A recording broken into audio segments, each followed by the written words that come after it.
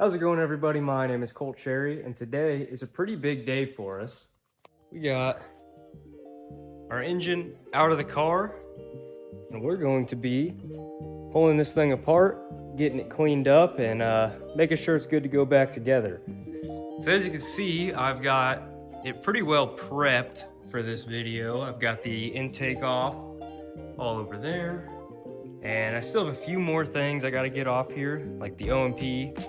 But I wanted to wait to bring you guys in to start showing you this stuff, primarily for this clutch, because I think this thing is burnt up. And also, while taking off the intake manifold, realized that previous person to rebuild this engine swapped out exhaust sleeves for the turbo version, so they don't have the baffles in there. And when doing so, they cut directly into the housing. So we're gonna have to see if that's gonna be an issue. This side, solid. This side, you can see it's got some play in it. So that being said, this is my first time taking apart a 13B. So I'll show you sort of what we got here. This is the online PDF. And then on top of having that write-up for doing this, I've also been watching a few videos trying to get the idea of how this should go. Rad Potential, he has a very good video on taking these apart. He uses a Renesis engine from an RX-8, but there should be fairly similar, so that at least gave me a base ground, and then that write-up will give me the rest of the information I need. All right, let's see how bad this clutch is.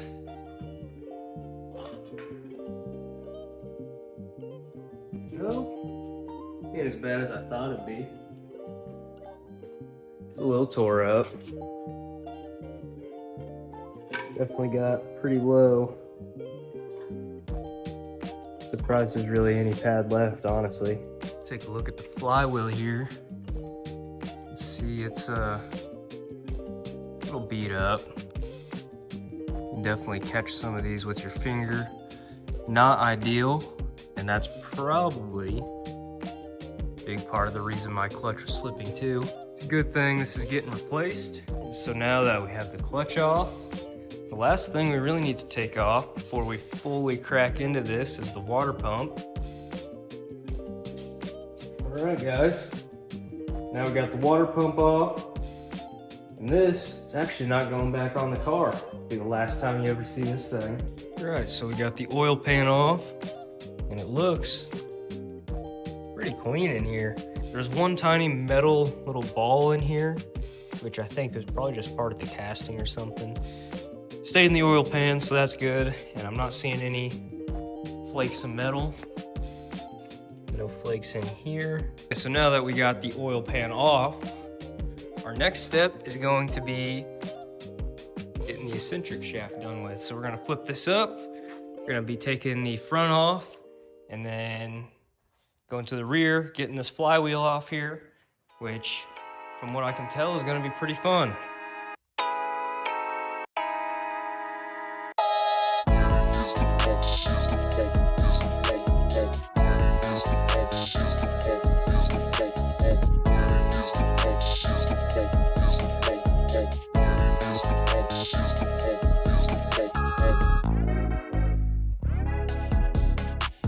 Bust out the big ratchet and our 54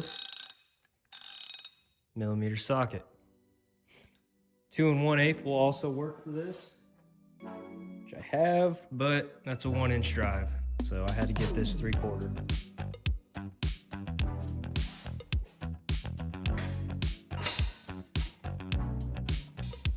Oh boy.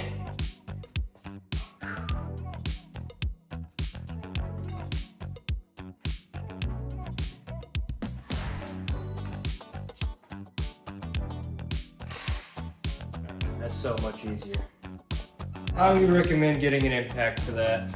Now we're going to be removing the flywheel. So do not take this nut all the way off, because when this flywheel comes loose, that nut is going to catch it. So you're going to want to tap this with your hammer. So when you do this, do not want to hit the flywheel surface. You do not want to hit the rings out here.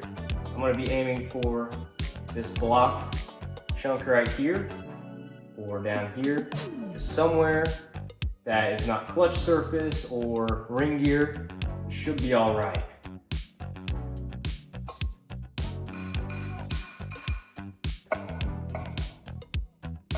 I have to give it a little more beans.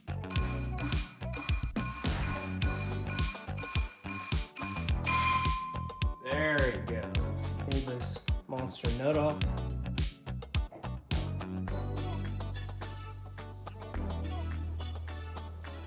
Move our flywheel off. You can see a little worn. The last thing we have here is to pull out this little keyway. Just a little guy. Careful not to lose it. It's time to do tension bolts. So there is a pattern to properly loosen these. I don't know how important that is, so I will be following it.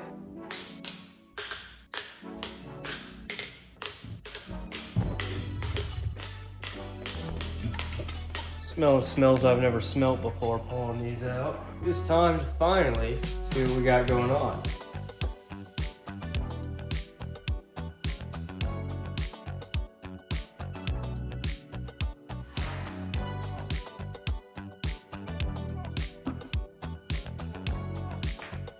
Okay, rear iron. So with our rear iron off, we need to start pulling all of our seals out and making sure they go in a case where they're numbered. So over here, you can see I got pack outs, corner 1 from 1 to 2, corner 2, 2 to 3, corner 3, 3 to 1. So the same way that Rad Potential does it, just keeps everything organized. These two, I don't have the corner seal for, and pulling this side seal out, it actually snapped, was wedged down in this groove here. So I don't know where the other half of it went. Pulling it up, it just kind of blew apart on me. Gotta find that. But it was kind of crushed in here, so I think that may be the cause for my low compression in this rotor. So that could be our issue solved. Okay, so as far as I can tell, pretty much have to pull the iron and the E-shaft at the exact same time. Give that a shot. I feel like I forgot to take something off. I just don't see what I could have forgot. Okay, so it looks like I didn't take off a washer down here. Okay, so in your front cover, you will have this washer too. This is directly underneath the final needle bearing.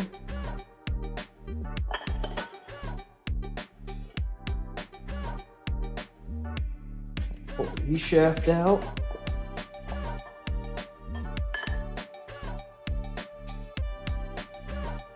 All right, finally, the last piece, the final rotor. Keep it all together.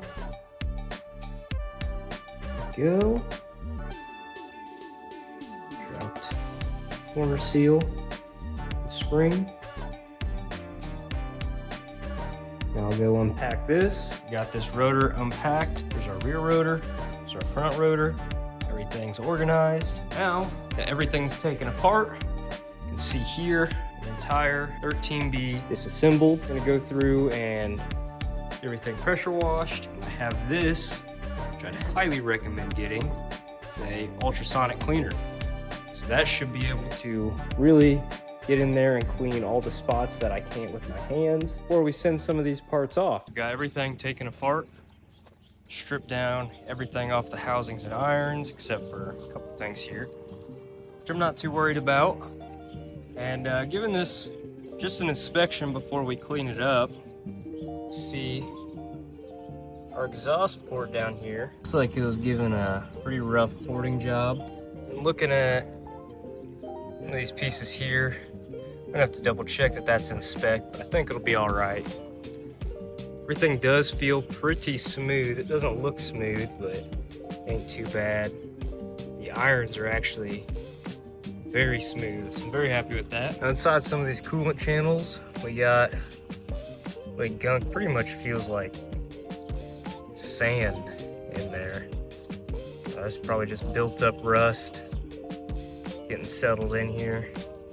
Definitely want to get all that cleaned out. Running out of daylight here. Everything here has been through 1 to 2 rounds of getting hit by the pressure washer, and it's already all looking quite a bit better than where we started at. Since I'm running out of daylight, we are going to switch over and start getting everything I need to clean by hand. All right, back over here at the workbench.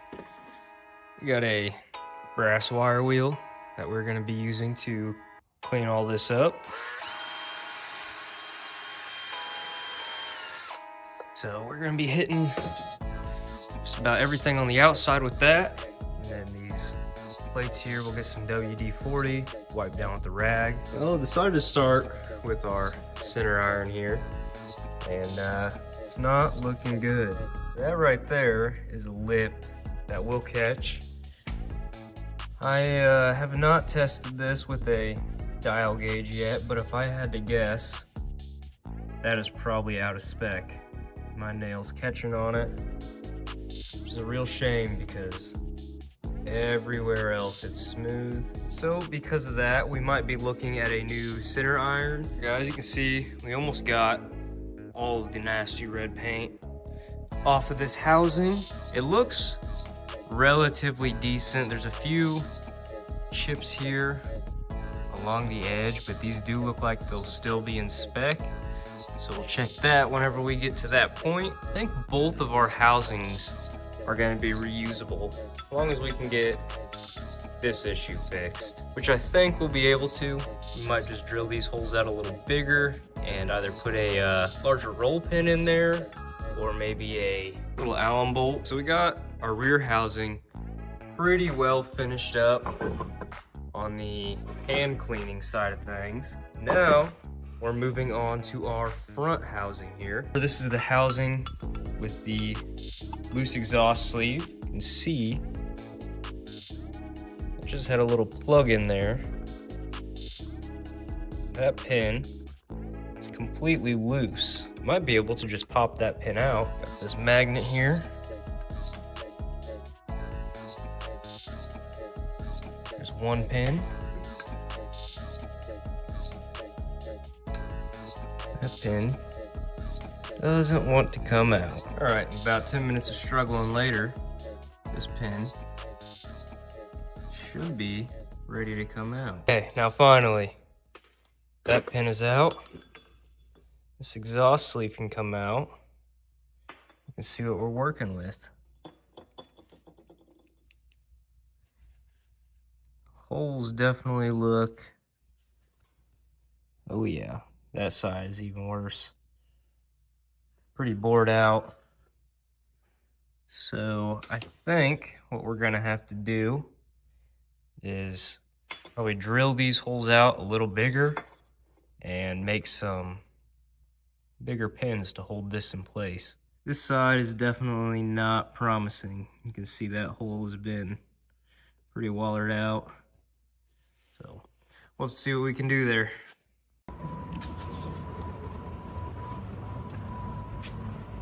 Got a little shop buddy.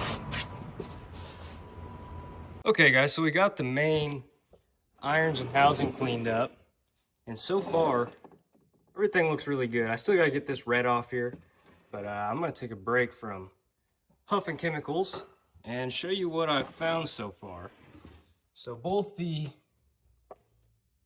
front and rear stationary bearings, they look all right. They're still gonna get replaced. We gotta fix the exhaust sleeve on the housing, but the only real damage I've found is on our center iron here. It's hard to tell on camera, but right here, this line is catching my fingernail. So that more than likely is out of spec. So I'm gonna take a break from cleaning that. We're gonna start tearing apart this engine. This is an S4 6-port, so I'm probably not gonna record taking this apart unless something crazy happens, but hopefully the next clip is going to be me telling you that this center iron is good to be used again. We got this engine tore apart, no issues. We have a couple things of good news. So here's the center iron out of that engine there, and it looks far better than the other one did. Both sides look in much better condition. And on top of that, this was the E-shaft out of the S5 engine, which I think this might be a Cosmo E-shaft. And this is the E-shaft out of the engine I just tore apart. I mean, you can already see it looks far better. So we will be using this E-shaft. We will be using the center iron, which saves us quite a bit of money. So I'm gonna get that cleaned up, get the last of this cleaned up, get all our front stack all through the ultrasonic cleaner, and finally clean those rotors up. With all of our engine irons and housings, front cover, all that cleaned up, as far as it's gonna get, there's still a little bit of red paint on there, but it's just fighting me to get these last few pieces off, and I'm not too worried about it. So I got our first rotor here all hand cleaned up. Looks pretty all right. Now that that's clean, finally let's test out the ultrasonic cleaner. Get the last little bits cleaned out of here. See, those corner seals are giving me quite a bit of trouble, so we're gonna see how that does on that. I still have the other rotor to clean. I'm gonna show you a before and after of just hand cleaning here. Looks almost brand new compared to this one. So hopefully that ultrasonic cleaner will get that looking even better. Now while that one's cleaning in there, we'll start cleaning that rotor up, and then all this stuff, it shouldn't need too much hand prep. I'll be able to just throw most of that in there too. We're almost done with the cleaning process. All right guys, so we got our rotor in here, full of water and Simple Green HD. 50 Celsius sounds about right. All right guys, so we have our first rotor out of the ultrasonic cleaner, and I just realized something that I probably should have realized a lot sooner. This bearing 100% had spun at some point, and it got pushed way back in the rotor. It should be in line with this lip out here. Push back a good, probably almost 1/4 inch there. So if I had to guess, that probably played a huge part in the failure of this engine. So somewhere there was an oiling issue or something had gone wrong to cause this bearing to spin. And this is the rear rotor, which is where we lost compression at. I'm not sure if that's the cause or if that is an effect of something else that happened, and this happened after it had blew, but I'm leaning towards that being a pretty big player in the reason this engine gave out. But this rotor's clean, everything's getting new bearings anyways, so that'll be addressed. You can see probably still needs a little more of a scrubbing. Then I'll be put back in a few more little bits of carbon in there, and in these rings still a little more crud I gotta clean out. Corner seals, still a little more gunk in there. But real quick, I'm gonna run a lot of this front stack stuff. Already got most of it loaded in there. See how that comes out. I'm not hand scrubbing any of that. And you can already see how dark that water is from just what it cleaned out of that rotor. We officially have everything cleaned up. But before this goes back together, we need to do a couple things. Mainly, all these bearings and the stack gears and the rotors, especially the one that was spun, that'll need pressed out and replaced.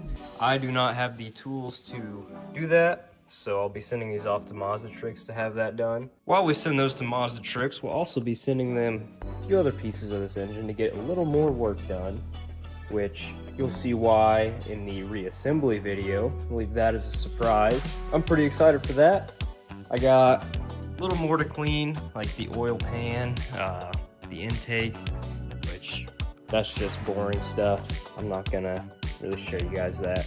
So those will be clean by the time we get this put back together. While we're waiting on that to get back from Mazda Tricks, we have a few things to button up in the car, which will be the next video. So we're gonna get a new throwout bearing in there. We gotta finish running the fuel from the tank to the front of the car. Still waiting on some packages to show up. So as those come in, they'll get put on.